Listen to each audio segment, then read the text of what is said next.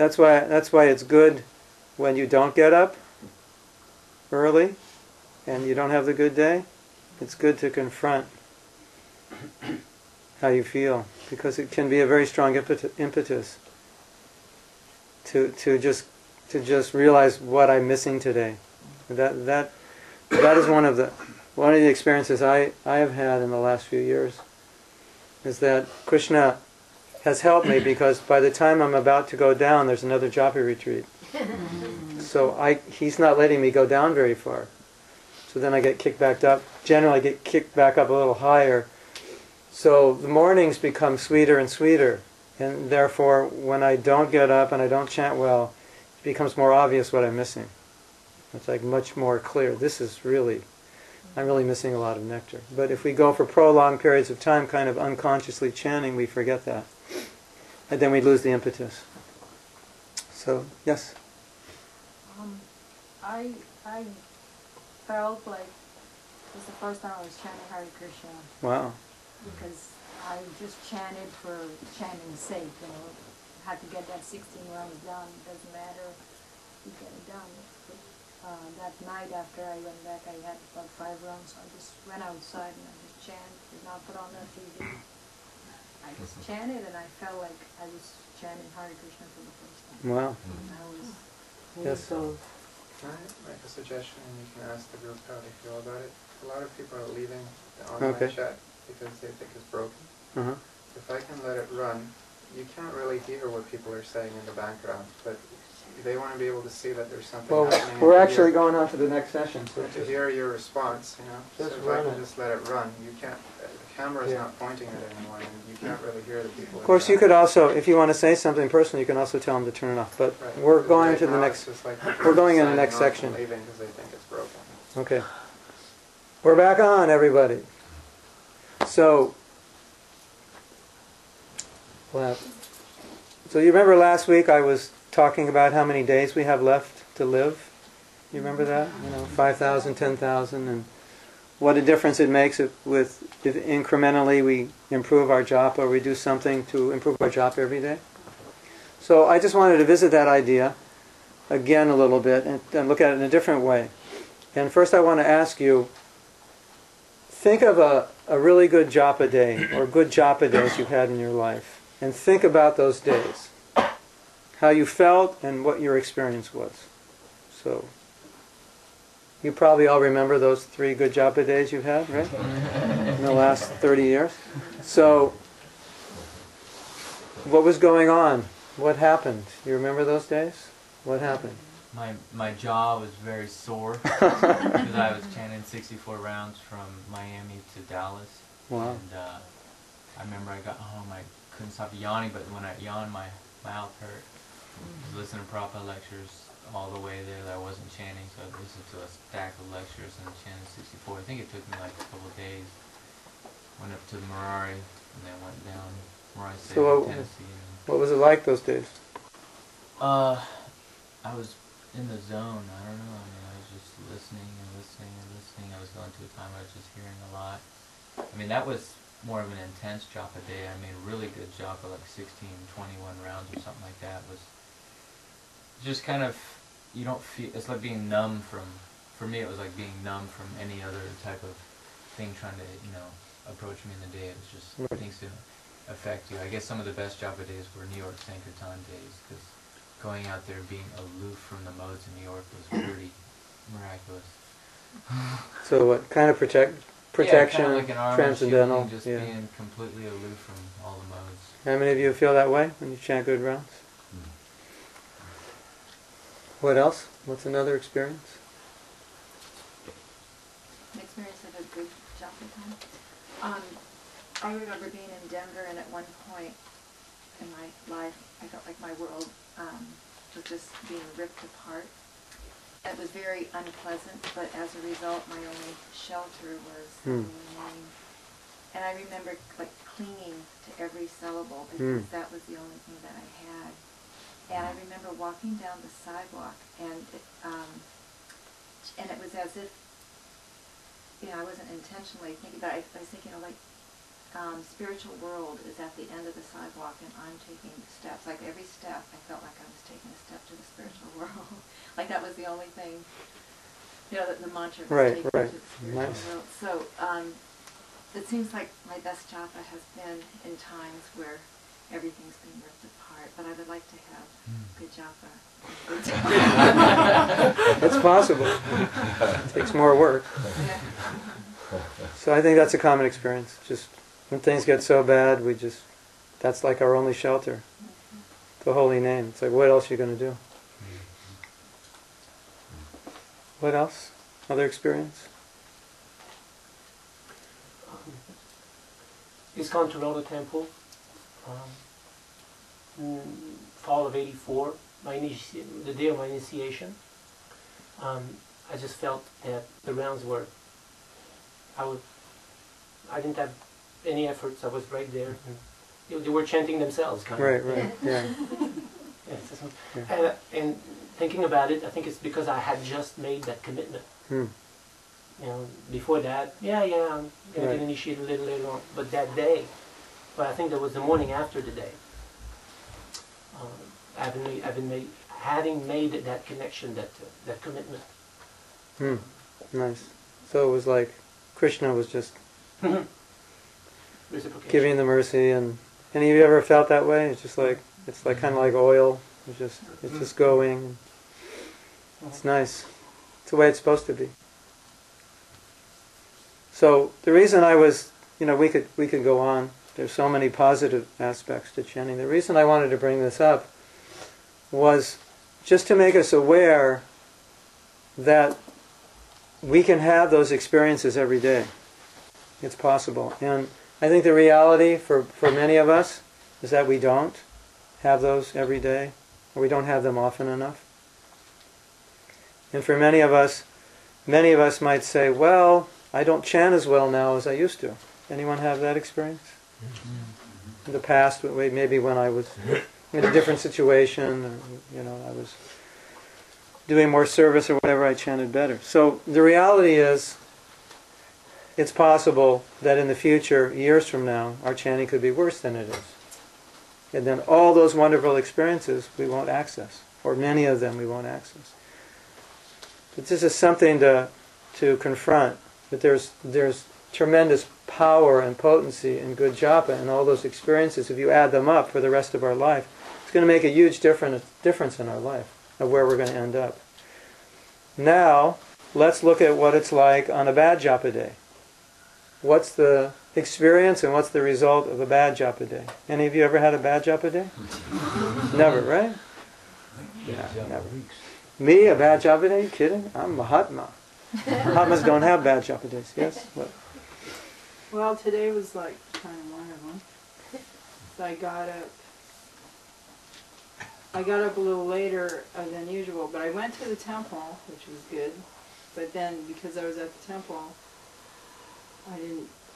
I went to Guru Puja, so I didn't chant before that. And so then when I went home, I was thinking, oh yeah, I have to cook this and that. And I got like really in the mode of passion, and I was cooking, and I was thinking, oh yeah, well Nimai's hungry, I better go take him.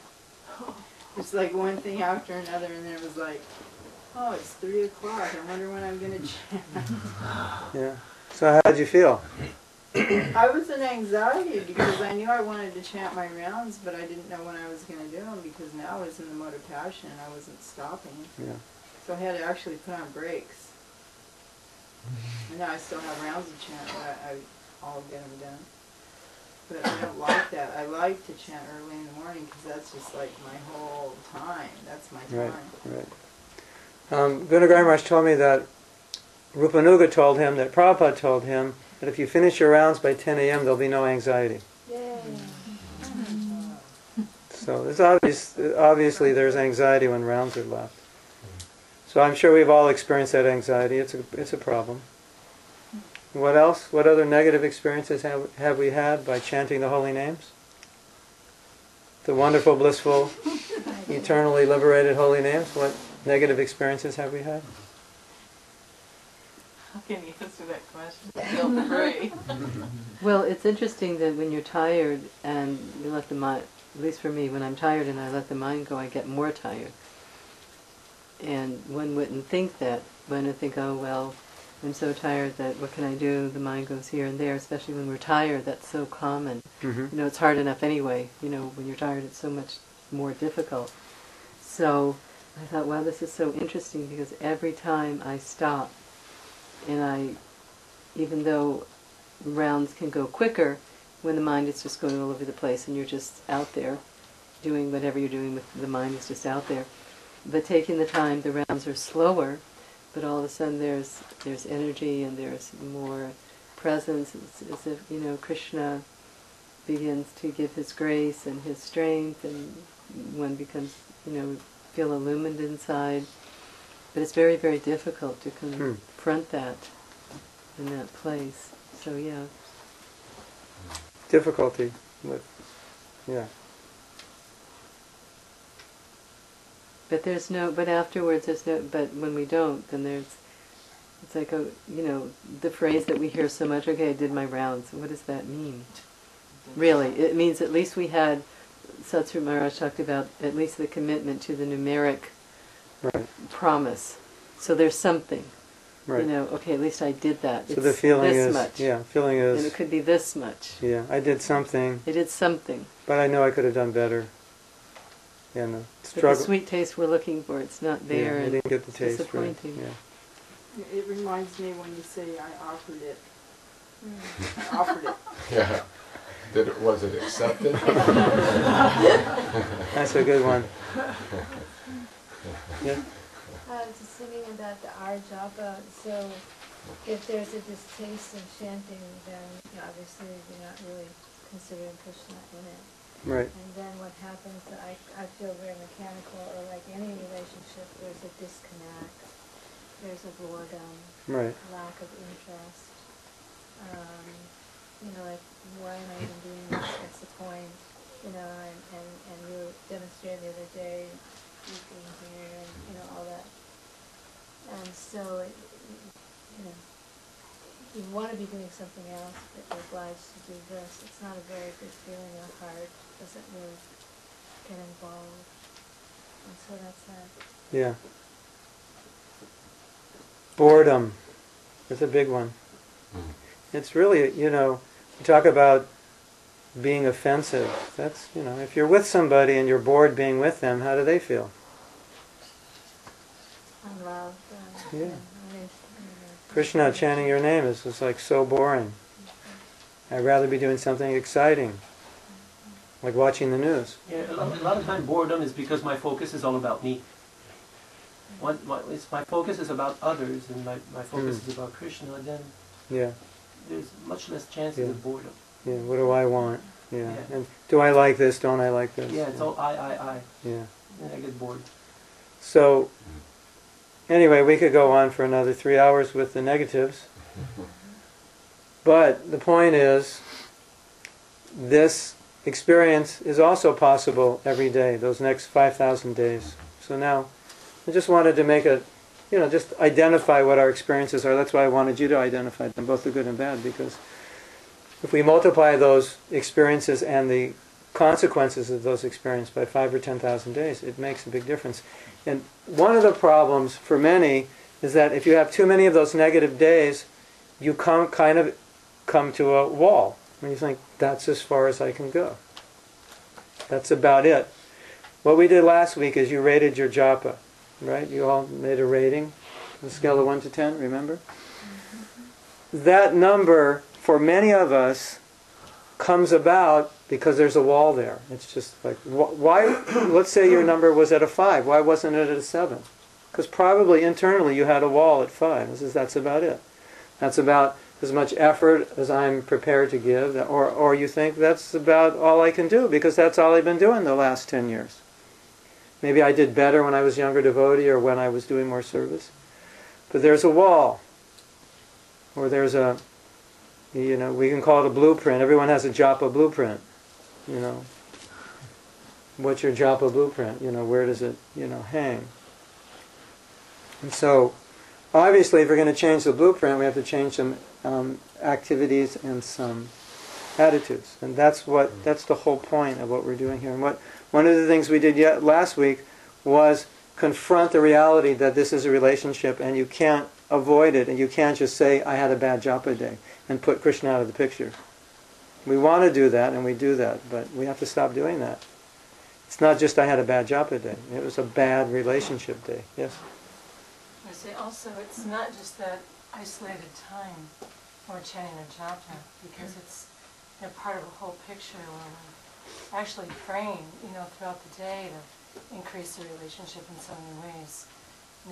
Recently or lately when I've been doing Tulsi worship, which I love to do, just saying that prayer, please give me the privilege for devotional service and make me your own maidservant. That helps me chant better japa. Right, so many of the activities during the day all feed into that time. We're going to talk about this in another class. It's really important. It can really transform our lives in many ways when we start connecting what we're doing to how it's affecting our japa. And you'll start to be, as you improve your japa, you'll start to become aware. Well, if I do this now, it's going to affect me tomorrow morning.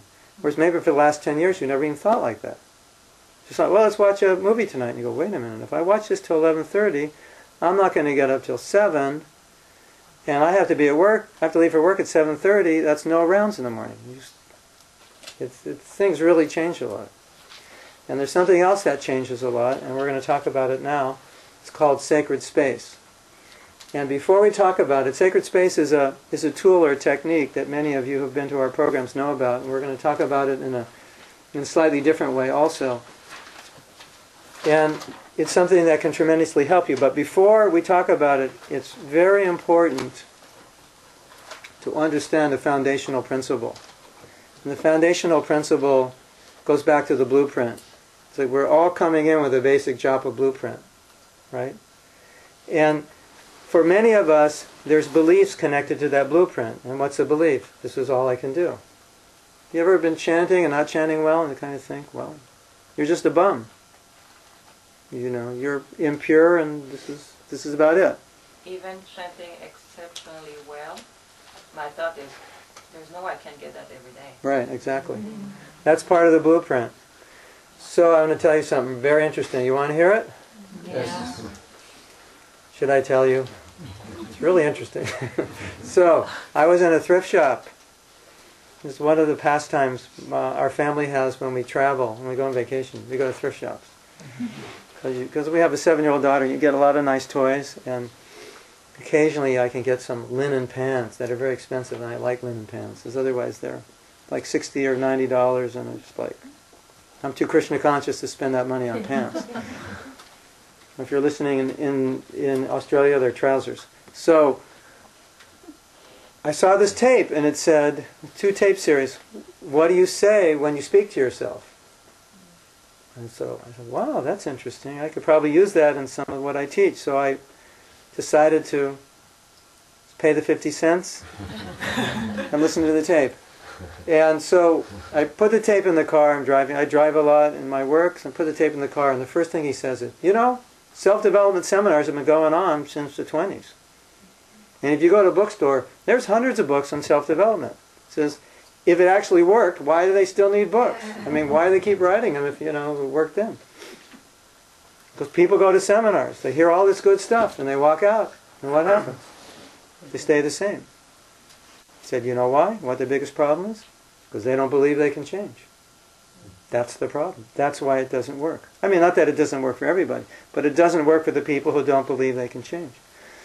So, a lot of us, we get the tools and go, this is really good, and I was working when Mahatma was there, and I had my buddy calling me, but of course, everybody knows. You ever say that, everybody knows? That's a very key word. Whenever you say everybody knows, red flag should go up. That's a belief coming up. Everybody knows that. Whoop, belief. You've got to believe. And what is that belief doing? It's dictating your blueprint. Everybody knows that after you leave this, you're just going to go back to where you were, because you got this blueprint and you haven't chanted good rounds in so many years, and you work and you got your whole list of reasons why, and you got your kids and you got too much to do, and etc., etc. So I just wanted to make this point now and in the second session, because it's important to understand that you're going to get so many tools, and some of you, when you leave, may just lose access to them because somewhere inside. What? We don't believe they can be helping us. Yeah. Everybody knows. Everybody knows that, Mahatma, he's Mahatma, he's different, but what about us, Or, Bhattacharya, he's, he was a Gandharva, he's just chanting Hare Krishna 100 births. That's them. But what about us? This isn't realistic. So, just be aware of that. If you leave this thinking that you're not going to be able to change your blueprint, you've hit a wall, that's it, it's not going to get any better, guess what's going to happen? That's what's going to happen. And if you leave thinking, no, I can do this, Krishna will help me. I mean, how many times did Prabhupada say Krishna will help you if you're sincere? I mean, they're just, probably thousands and thousands. So that's an important principle. We have to go into this open to change and not thinking, well, I'm like this, therefore. No. If we're all like this, therefore, Prabhupada would have left New York after he checked us all out and said, it's hopeless. He didn't, because he knew the holy name was more powerful than our maya, than our minds, and our conditioning. And we have to have that faith. And if we don't, then the beliefs will become very strong. Yeah, I went to that, and it was good while it lasted, but you can't follow it. It's too difficult. I can guarantee you, my japa in the last 2 years has dramatically changed from concentrating on improving it, like dramatically, like it's almost scary. Why do I say it's scary? Sometimes I talk to devotees about my life and how I think, how I feel, and they're like, they don't believe it. It's so much different with good japa. It's just like, it's not even a battleground anymore with Maya. It's like, that's not even like part of it. That's like, I mean, you're battling with Maya still? Oh, what's that? I forgot. Don't want to, obviously that's an exaggeration, but it's, when you chant good rounds, as Jaya Gopal said, you're insulated. And what if you do that every day? Or 5 days a week, 6 days a week, 4 days a week, It's incredible what it'll do. So I wanted to say that first before we go and start teaching the principles. Now, we're going to teach the principle of sacred space. It's a very simple principle. And we can illustrate it this way. Let's say Kirtiraj had an important deal. He just is writing up a contract for $1 million building. He sells this $1 million building. He doesn't have to work for the next year. So we're having a big celebration tonight. And he's got to get that paper in by 6 o'clock in the morning. Is it a good idea if Kirtiraj comes with all his 26 pages of contracts that are going to allow him to retire for a year? Is it good that he comes to the party? Or is it better that he stays home in his office where no one's there to bother him? Kirtiraj, can you answer that? Stay home. So, he wants to stay home. Obviously, there's an obvious reason why. Going to the party is not a conducive environment for chanting. Now, you ever go to Sunday feast with a few rounds left? You kind of, walk the booths, check them out. Hare Krishna, Hare Krishna. How much is that? Krishna, Krishna, Hare Hare. Anyone ever done? None of you guys ever do that, right? No, never. Is that a good place to finish your rounds? Sunday. Have ever you tried to finish your rounds at Sunday feast? On a scale of 1 to 10, how good were those rounds? Your round finishes you. Yeah, the round finishes you. Minus 10, right? I heard that if you ever want to chant your rounds, stay away from devotees. Yeah. Okay, I have a little T-shirt. I haven't made up yet, but maybe Jai Gopal wants to do a little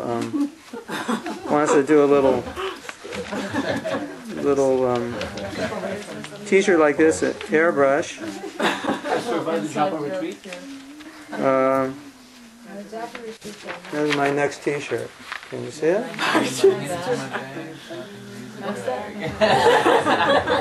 Ever have trouble finishing your rounds at the Hare Krishna temple?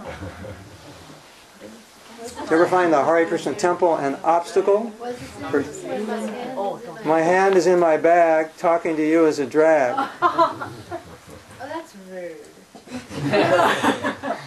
I really wouldn't wear this T-shirt. Only in workshops. So, sacred space means creating an environment which is conducive. Now I want to tell you a story which illustrates this, and maybe Rangavati will forgive me for wearing this t-shirt. Lokanath Swami was chanting Japa with his disciple Narottam, or shall we say Narottam Das Thakur was chanting Japa in Vrindavan with his spiritual master. While they were chanting, a farmer came to them. You remember this story? You might remember after I tell it. A farmer came to them and said, "My dear sirs, I'm very thirsty. Can you tell me where there's water?" Lokanath Swami, Hare Krishna, Hare Krishna, just continue chanting. So Narottam Das thought, well, I should help the farmer. So he went and helped the farmer. He came back. Lokanath Swami said, "Get out of Vrindavan. You are not fit to live in Vrindavan. You were serving Radha and Krishna, and you stopped that service to give this farmer water. He's a farmer. Farmers know how to get water. You are not fit to live in Vrindavan." Now, when we're chanting the holy name, we are serving Krishna. That is our service. Bhakti Lata asked the question last week, what should I do when my mind wanders? Should I write down on a pad, oh, I have to buy 3 bananas and 2 apples today, or I have disappointment, I just remembered? My answer to that is, if you're on the altar dressing the deities, would you do that? Would you consider that offensive? Oh, I have to pick up my kid, I forgot. Run off the altar, write it down on your pad, or just have a pad. If you saw another devotee doing that, would you feel like telling them not to do that? You feel that was off? We should view our japa that way. I'll tell you another story. We're there serving Krishna. Now you're serving Krishna, now you stop and talk to somebody. Did you hear what happened? So-and-so? And then chant some few more beads. And then talk to the next person. We're there worshiping Krishna. So, another story. Banabhata, god brother of ours, told us a story in which he was temple commander in Mayapur, and it was just before the festival, and there weren't enough devotees to help, so he needed everybody he could possibly get. And one devotee, every time he asked, he said, "I can't help, I'm just chanting." And he didn't have enough people to do everything, and the festival was starting in a few days. He was in total anxiety. He went right into Prabhupada's room and complained, said, "Prabhupada, I need all the help I can get. Every time I ask this devotee to help, he just says, I can't help, I'm chanting, I'm totally frustrated." And Prabhupada, he just went like this, "Chanting?" And he had his beads. He went like this, "Chanting? That is the highest service." So sometimes we think chanting is not service. We're chanting to get service, to get strength for service. Chanting is service. That's why sacred space is important. There are 2 kinds of sacred space. I'm going to talk about the external space. Bhattahari is going to talk about the internal space. The internal space is what's going on inside. What's going on inside? Hare Krishna, Hare Krishna. Oh yeah, 3 o'clock, got a doctor's appointment. Krishna, Krishna, Hare Hare, Hare Ram, Ram, Ram. So how am I going to get there? Maybe I should go this way. Hare Krishna, Hare Krishna. I got to cook that offering. 4 o'clock offering. Well, Hare Krishna. Should I do cake? And what kind of fruits? Should mangoes? And you ever figured out an offering while you're a few rounds, figure out the offering, a few more rounds, figure out what you're going to do today. I just saw a mortgage check. It was $1,200. I had $2,000 in the bank. The business, I have about $200. Oh, I better check my checkbook. That is not chanting. The internal sacred space has to be cleared out, and the external sacred space has to be clear. So where is the best place to chant externally? That depends on you. The point is, I'm having a relationship with Krishna. Right? Now, I want to do a little play for a second, and Harinam Chintani doesn't know she's going to do this. Harinam, I would like you to play the wife. It's breakfast time, and you're going to talk to me while I read the paper, and after saying about 4 or 5 things, you're going to get frustrated and you're going to ask me to put the paper down. So it's 8:30 in the morning, it's breakfast. Wow. So Andrea's going to come over. Andrea's coming over this afternoon, and she's going to bring the game that we ordered for the kids. Cool. Anyway, Robert said that he expected you to take him to the baseball game this afternoon. Were you planning to take him to the baseball game this afternoon? You were planning, weren't you? No problem. No problem. Oral chelation, that's like so much cheaper. Did you happen to know that the Undertaker was coming over for dinner tomorrow night? He wanted to measure you for a coffin. Thought I'd mention it. Come on. You heard that. This cholesterol clobber? Cholesterol clobber. Whoa. Look, I'm talking to you.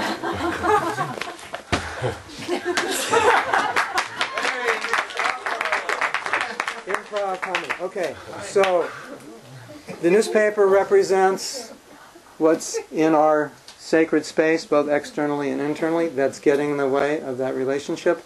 I'm worshiping Krishna. The phone rings. Do I stop my worship of Krishna and answer the phone? Well, if you're expecting an emergency call, if it's your kid, something extremely important, I'm not going to tell you not to do that. But we have to have some boundaries, Sacred space means, before this time I don't answer the phone. Sacred space means I stay in this room, or I go to this park, or when I see this devotee who likes to talk, I run the other way. And I wear that t-shirt, if he gets close. Which I always wear under my kurta, just in case of emergencies. Sacred space is creating a conducive environment. It makes a tremendous amount of difference. If you're in a car with devotees talking, and you're trying to chant, at the best you can get maybe to a 3 in your rounds. It's just not a conducive place. Does that make sense? Yeah. We all experience that. So what we would like you to do, no, we won't do it yet. We're going to let Badahari talk now, and then we'll do a little exercise at the end. We just want you to register, what are ideal environments, what are conducive environments, and our whole life evolves around environments. I once watched an Alfred Hitchcock movie, and he went like this. I was in the beginning of the movie, and he went, oh,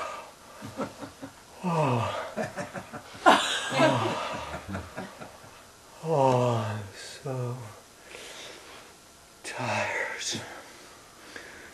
So I just wanted to tell you something about the whole audience in the movie was going, oh. Does that make you tired? That make you a little bit tired, a little more than you're tired now. If I talk like this, I could probably energize you a little bit, because I'm raising my voice up and down, and it's important to be energized, isn't it? Of course it is. So, environment does affect us. If I wore a purple and red striped shirt, that might make it more difficult for you to hear what I'm saying. If I had tattoos all over my head, it may make it more difficult. So we are affected by environment. It's obvious. And there, your room is dirty and you're chanting. Everything's all over the place. You're chanting while you're cleaning. You're looking at your papers. This is all stuff. This is all the newspaper. We're worshiping Krishna. We have to be conscious of that. So Badahari is going to talk about the internal space.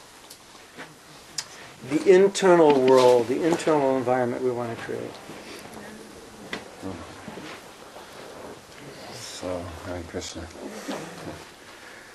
I think there's two aspects he going to mention. One is that what we want to put in and what we want to put out of our internal space, and some of a lot of that actually of what we put out has to do with what we do with our day, which is, as Mother Sukha was suggesting, and we'll talk about that more another time, that's not for right now. But one thing I've noticed since I've been consciously trying to improve my japa, one time Srila Prabhupada was asking, what do I do with my mind, or how do I control with my mind? And Prabhupada's response was, where's the question of controlling the mind? Simply chant and hear.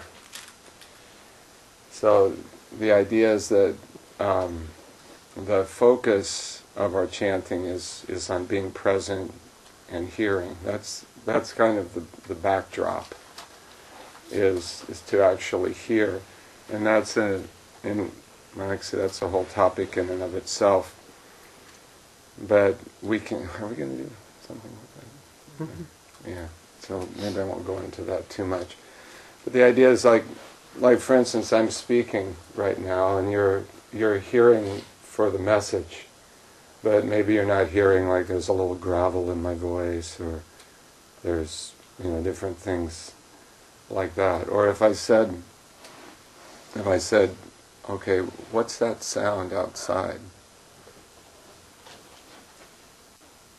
Then immediately it changes how you hear. Right? Your consciousness goes in to actually being aware of your hearing, and we hear in a different way. So that type of hearing, of just being aware of the sound, is a foundational principle to chanting. That kind of awareness. And when we do that, then we become aware when other things come in, when other stuff comes in. Like, I'll give you one personal realization I had the other day. Was that when I was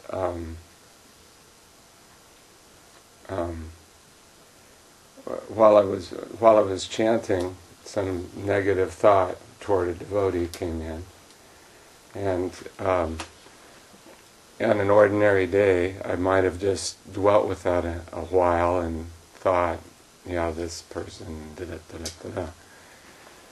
But because I was hearing, I could recognize, well, this is some pollution, on the altar here.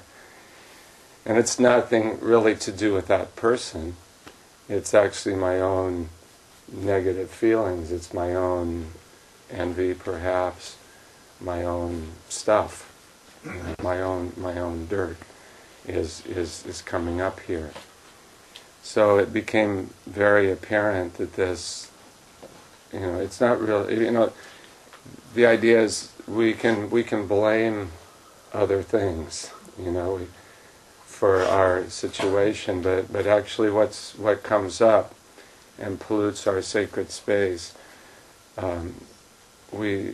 the more that we can become aware of that, like Mahatma was giving an example, if we can actually become aware of the newspaper, then that will be a huge benefit to our chanting, because at least from my personal experience, that stuff that just comes up again and again, like we were saying, that we're talking about in the day, something like 80,000 thoughts go through your mind, or something like that, and generally, if you took all those 80,000 and divided them into how many thoughts there actually are, it'd be maybe like 20. They just keep recycling themselves. It's the same thing over and over again. It just keeps coming back. The same negative self-talk, the same. Or as Satchidananda Maharaj says, the life story. We're continually telling our life story. My life is like this, and for me, and so on. I'm like this. I could never do that. These kinds of things, and the realization from chanting better is that we don't have to listen to this stuff. Woohoo! We don't have to live with it. This is so liberating. It's not me. I don't have to live with this garbage 24 hours a day, at least while I'm chanting. And then as then it also helps us through the day, that we also don't live with that through the day. We don't have to think, I'm like this, or this is like this, and it'll never change. We don't have to think like that all day. So, these are, I think, my one kind of general topic of the general description of these things that we're discussing now is called alignment. That we're chanting Hare Krishna, we're ostensibly calling on Krishna's name, calling on Krishna, and we want to be with Krishna. But, that's what our mouth is doing. What is our mind doing, and what's our heart doing? And what kind of space are we creating to do that in?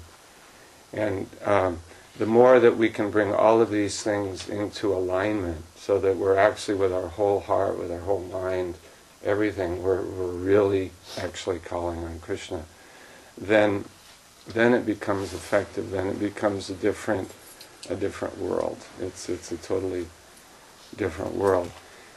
So I'd like to suggest that in the process of doing that, we have to become aware, just like Srila Prabhupada said, that to become Krishna conscious, first of all, we have to become conscious. So I think that many times, even what's going on in our own mind, we're only dimly conscious of.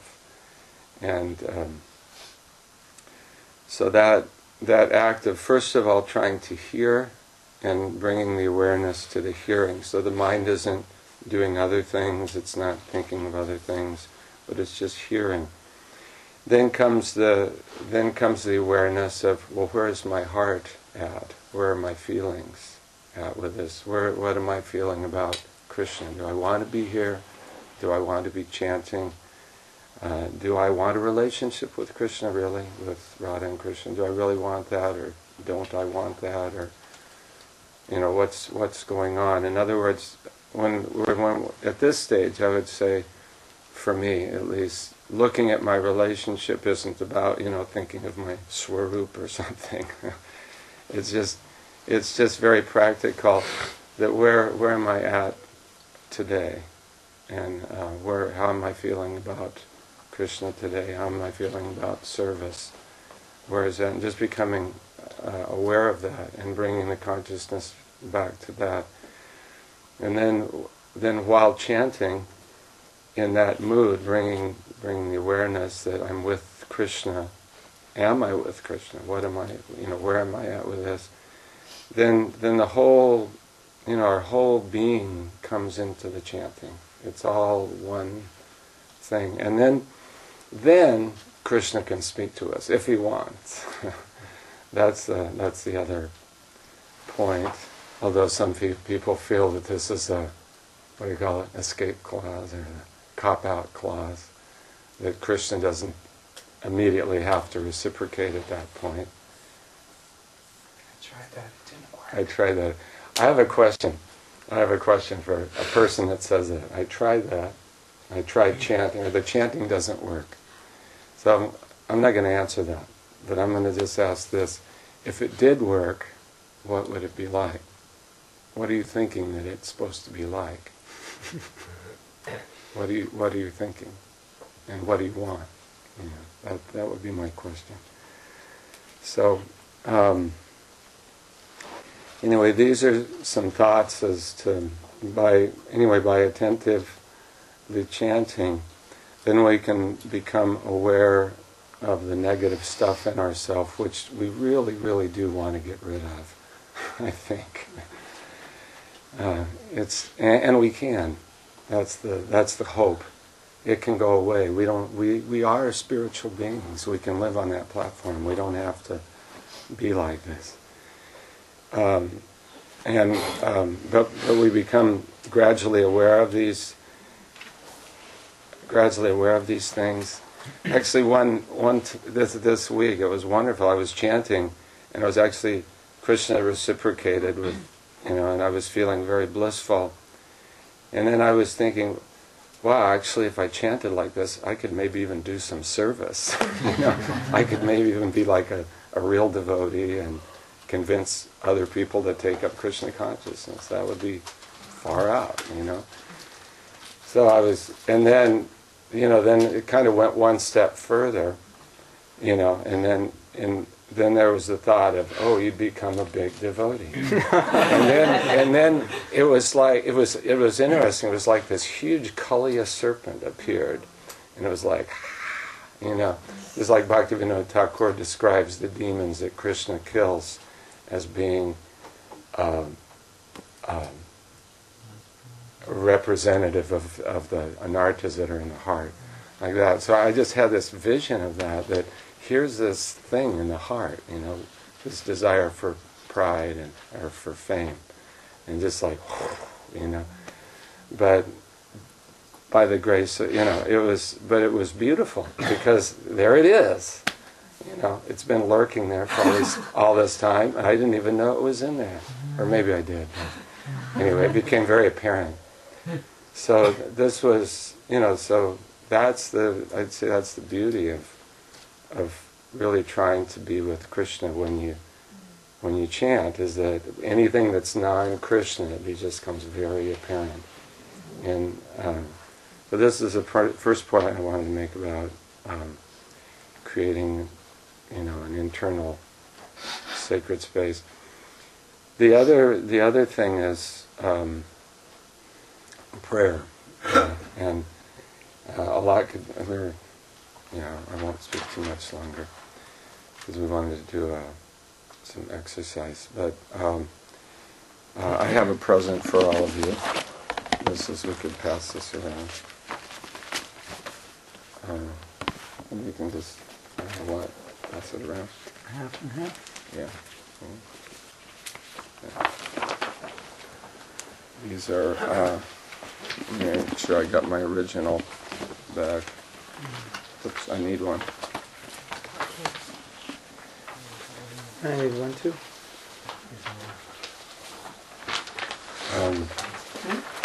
So these are prayers that these are actually, many of you know Jamuna and Dinatarani and Sharanagati, very wonderful devotees. They highly recommend. There are many, many prayers, so many prayers, and in a lot of ways it's a very personal thing. But I would suggest that you include prayers as part of setting the mood for your chanting. In other words, we can just sit down and Hare Krishna, Hare Krishna. We can just do that and start, you know, chanting, because I don't have much time, so I have to just start chanting. But my suggestion is these are prayers that are specifically recommended to chant before you begin, to set your mood in the chanting, and you can just read them. Where do they come from? I got them from Jamuna, but I believe that these are originally, you know, that orange book on deity worship and like that. I believe that these are there. These are recommended prayers. I'll just point some out because they're so sweet. The first one is upon picking up your beads. You know, you're picking up our beads. That's a very wonderful thing in and of itself. So we pray to the Mala. O Mala, please destroy inauspiciousness in my chanting of the holy name of Lord Hari. So just right there.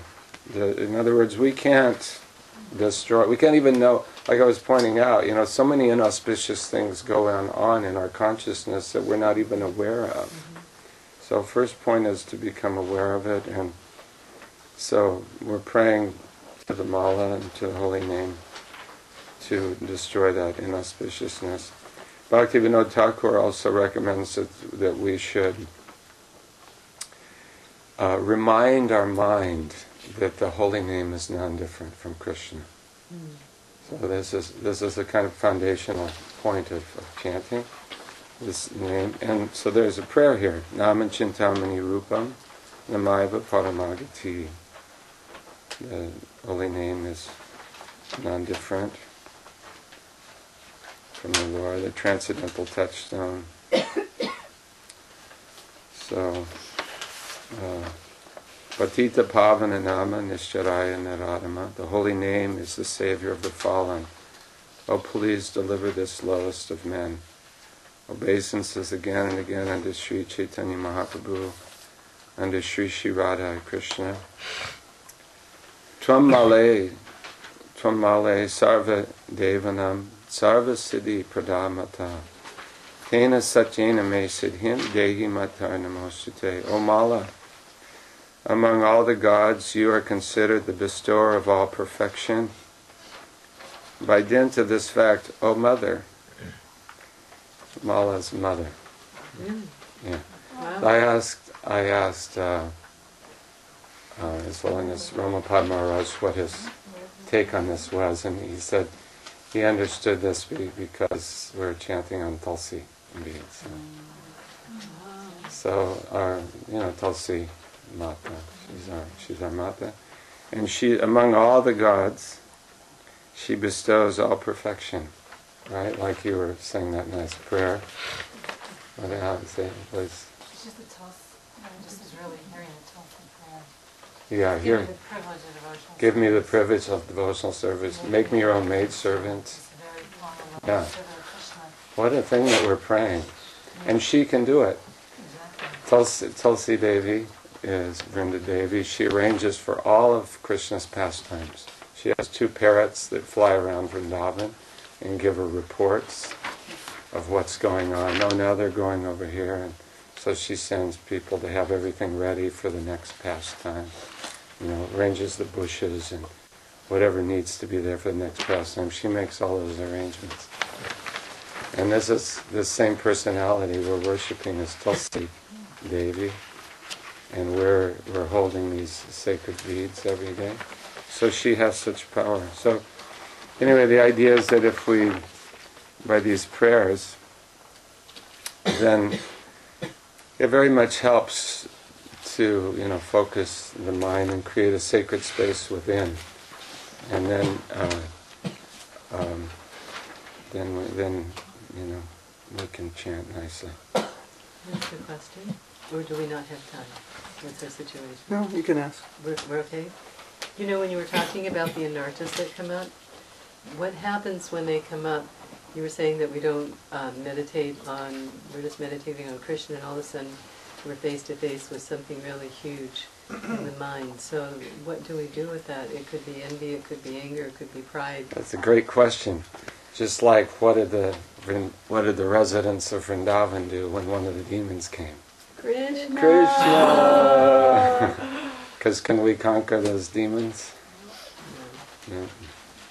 I mean, that's what's so nice about chanting this way, is that you're not alone, Krishna's helping you chant. It's such a good question, because we all get stuck in that.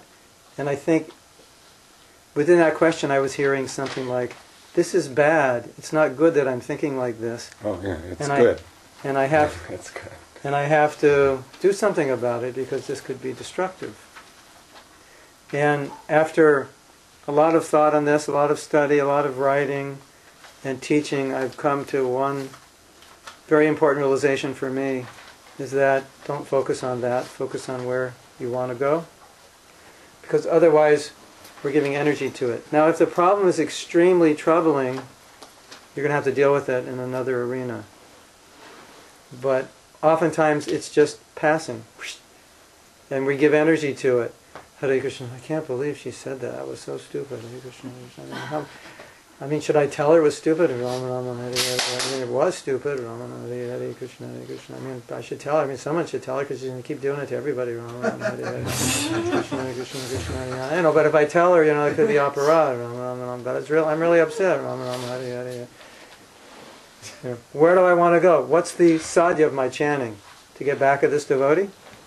So if we just get focused on where I'm going, sometimes those things will just fade. And there's a nice prayer in the 11th canto of the Bhagavatam, the devotees saying, Krishna, if it's by your arrangement that these material desires are in my heart, I don't care. My resolve and determination is I'm going to serve you no matter what. So there's that this prayer? That's wonderful. in the 11th canto somewhere I could find out. Yeah. So the idea is sometimes we get so freaked out by negativity that we think we have to go there and like really, and sometimes we allow it to just really disturb us. Where another view is, I'm going this way, you guys do what you're doing, as Badahari is saying, Hare Krishna, Hare, this is where I'm going, and I don't, do what you want to do, like Badahari is saying, what's the question of the mind? You don't need that, you're just like, whoosh. And if it's, of course, a really serious issue that keeps coming up, it's more than just a fleeting problem, then I would say, yeah, you'll deal with it you'll tackle it some other time.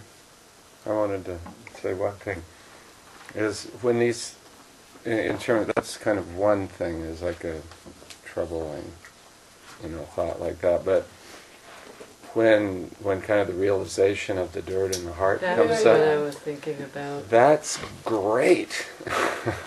My conviction is, that's good. If we don't want to deal with it, that's not so good. I mean, what Mahatma said is true. On one level, it's not that we wallow in that, just like the what do they call it? In other words, if you give the thing more attention than it's due, if you focus on that, and like I remember one devotee came to me. This was many years ago. He came to me and said, I was so stressed out. And I was chanting, and it was so nice. And then all of a sudden, this thought came. This horrible thought. So then that was it. That was the end of his japa because this horrible thought came. Well, guess what? There's millions of horrible thoughts out there that are going to come. So we don't give them undue respect. On one hand, it's, okay, this thing is there, it's in my mind. Like one person said, when the mind does these things, we simply say, thank you for sharing.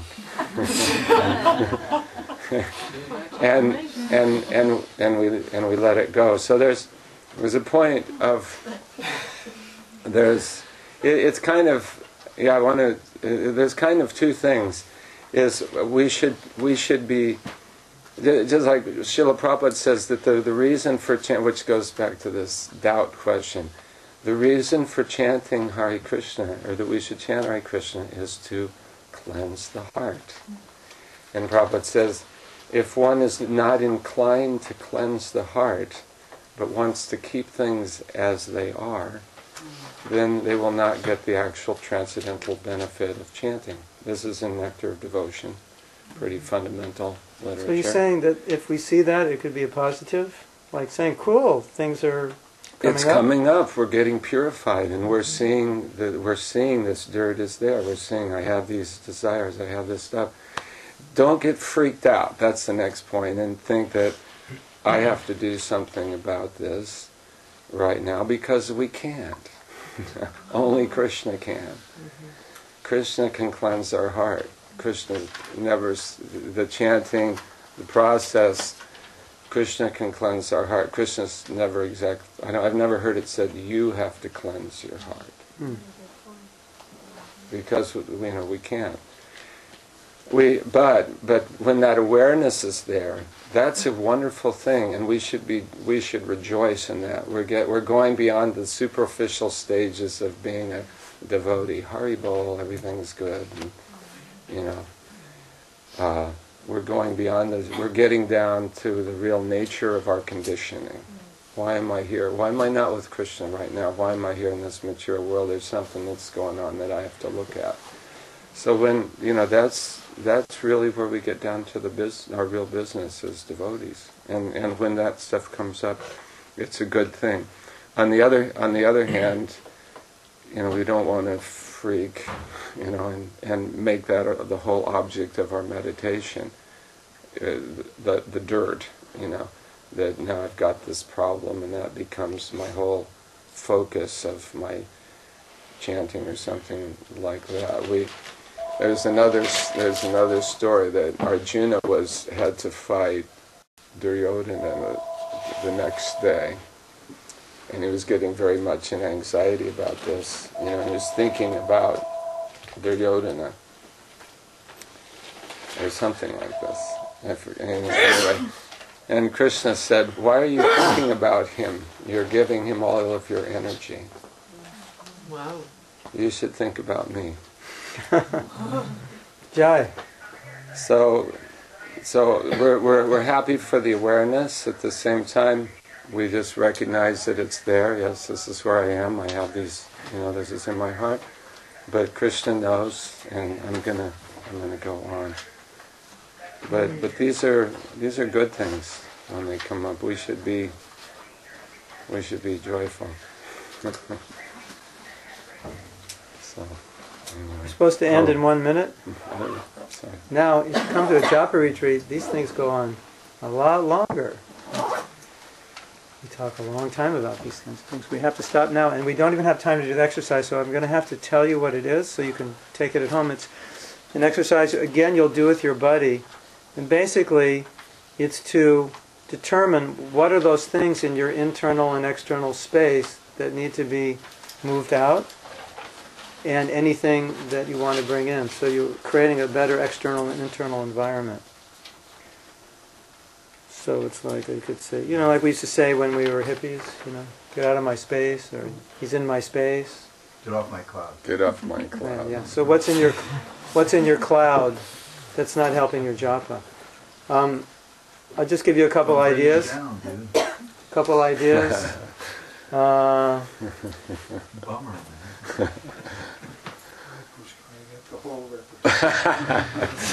So,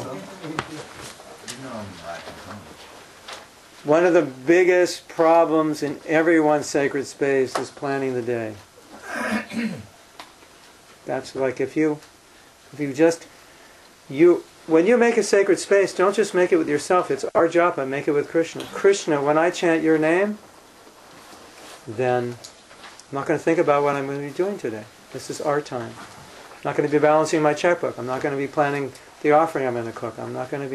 This is our time. So I think that's fundamental to the internal sacred space. And external sacred space is, you can create it or go somewhere, or it's a time of day. It's a priority you give. So I'd like you to think about your sacred space and then tell your buddy what it is, so your buddy can then ask you did you do it today? Did you follow your did you create your internal space? And internal space means what to get out of, what to put in.